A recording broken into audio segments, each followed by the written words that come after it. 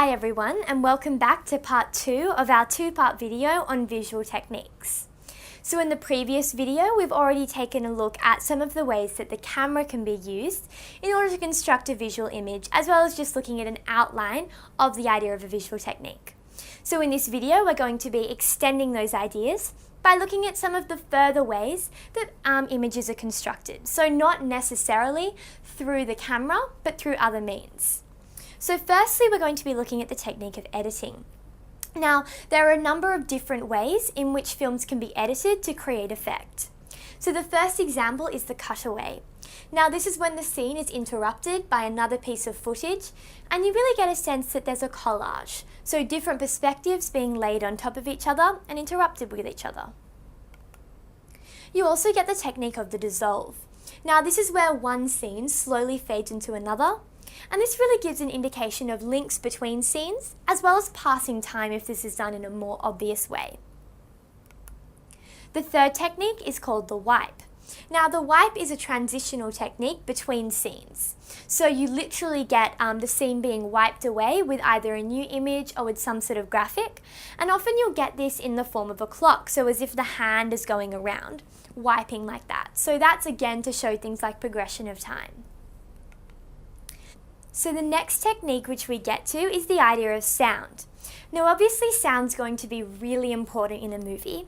The sense of hearing is one of your major 5 senses, so it's really important that the filmmaker is always appealing to your sense of hearing as well, just to give that more well-rounded approach to a film. So firstly we get to the technique of the non-diegetic sound. So the diegetic sound we'll look at first. Basically what it is a naturally occurring sound. So it's a sound which hasn't been added in by either special effects or music being overlaid. It's things that are literally occurring in the scene that's being filmed. So things that the camera's picked up while the actors are actually talking. So these sounds are going to include things like doors that are opening, footsteps, dialogue, in-scene music, and by in-scene music I mean music that's actually being heard in the scene that the characters can hear rather than being put over the top. So maybe if a character's listening to a radio during a scene and they're literally playing that radio during the scene. And also thunderstorms. These are different examples of techniques. Tires screeching, and explosions. So things like this which are actually going to be happening in the action, in the moment, and that's being captured. So that's one sort of sound which we can use. The second idea though that we get to is the idea of non-diegetic sound. Now this is sound which is actually added during the editing process. So it's not in there naturally, it hasn't actually occurred in the scene. So these are going to be including soundtracks, so music and songs that are added either by recording songs or using songs that already exist, and film score, which is the incidental music that sets the mood, and also narration, which takes the place of voiceovers. So this is all the sound that's added in the aftermath. It's not there at the time it's being filmed. Special effects are also added over the top.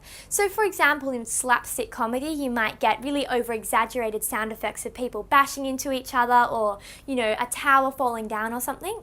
And by that, we're going to be needing over-the-top, dramatic sound techniques to really portray that element of humour to the person who's viewing the film. Lighting is another extremely important technique which we need to look at.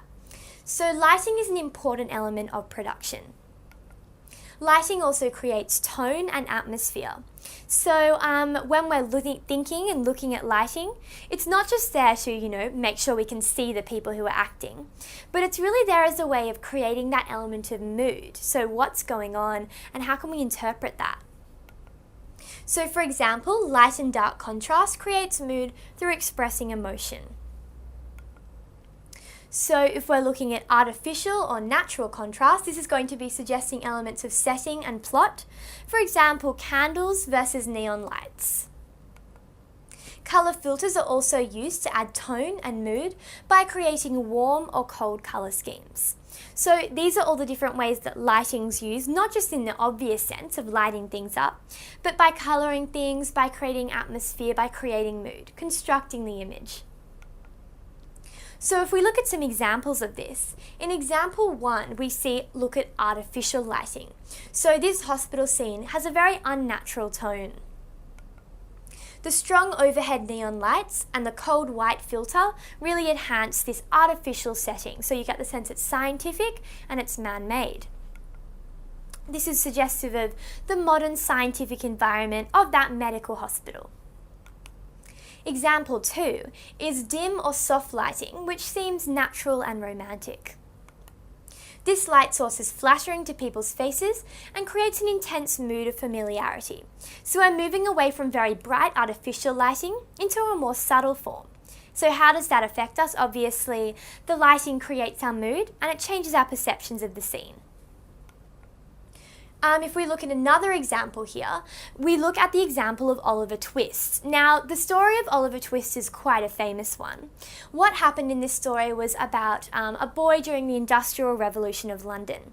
Obviously, this is a very dark time in history. It's quite a grubby time. There's a lot of diseases in the streets. There's a lot of people living in the streets in very poor conditions, and that's reflected by lighting. So the dark, natural lighting in this scene is really very expressive of poverty, very expressive of harsh life on the street. So we're not getting artificial lighting jazzing up the scene. Instead, we're getting things that are very gritty and very real. So the black and grey tones create a bleak and badly lit scene, which suggests those ideas of poverty which we've discussed. These are obviously expressive of the thematic ideas, so we're getting that really important link between idea and form. If we look at example 4, we see that this is a scene from a horror film, and this is using lighting to create an eerie atmosphere. So darkness in the room is going to be suggesting suspense and fear.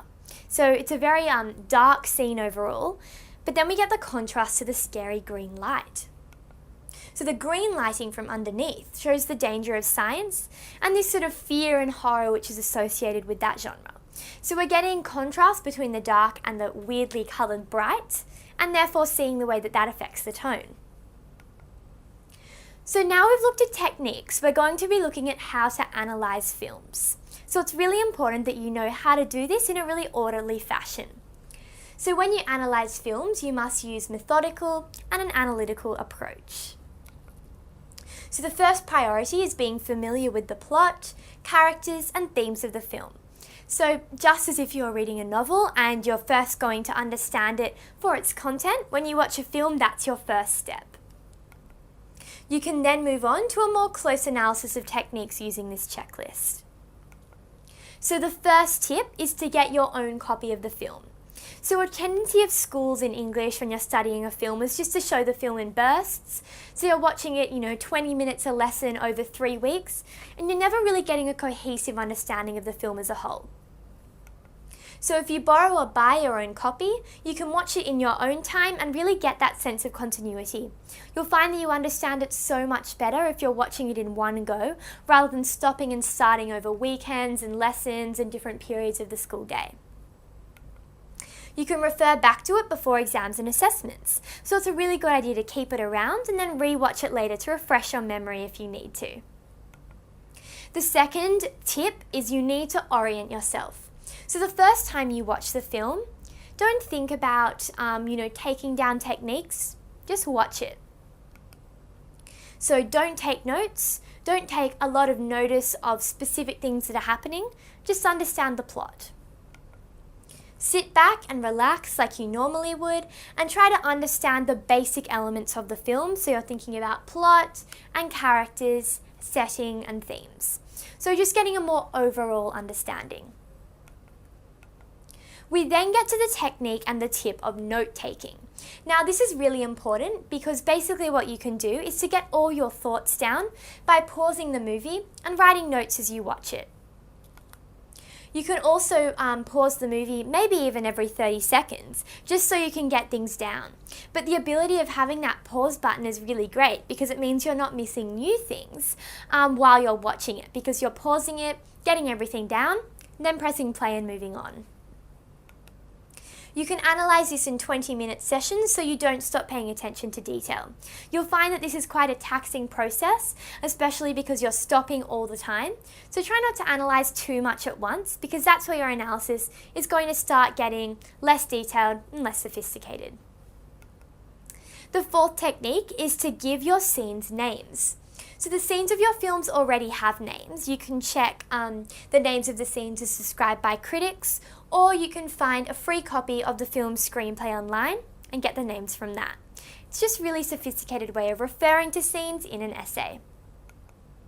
If not, you can name the scene you're talking about yourself. So for example, calling it something like the chase scene or the car scene or the hospital scene.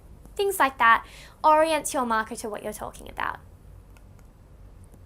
After the setting, the event, or the most distinctive aspect of the scene is generally where you're going to draw those ideas from, so you can make a judgment yourself about what that's going to be. The fifth technique is to discuss visuals and pair them with quotes. So because cinematography is highly visual, markers want specific, so they really want very specific examples for you. So you can use keywords to describe camera work, music, lighting, costume. Use the buzzwords that we've looked at and really get used to using those and applying those. You can also provide an accompanying quote for evidence, for example, something you've taken from dialogue or narration. It shows you're paying attention. So these are the questions which you really need to consider as the final element of your film analysis. So what techniques are used in the film? How do techniques link to the plot of the film? How do techniques support the tone, ideas, and themes of the film? And lastly, what are some language techniques I can use to support my visual understanding of the film? So if you can understand these 4 questions, you're really well on your way to having a very good sophisticated analysis. So that brings us to the end of our 2-part video today on visual techniques. Take away from this video a really solid insight into the different sort of visual techniques which you can both understand and identify in your own texts. So work on identifying these through watching films multiple times and then using this language of terminology of the visual text in order to be well on your way to achieving high results in this ESL unit.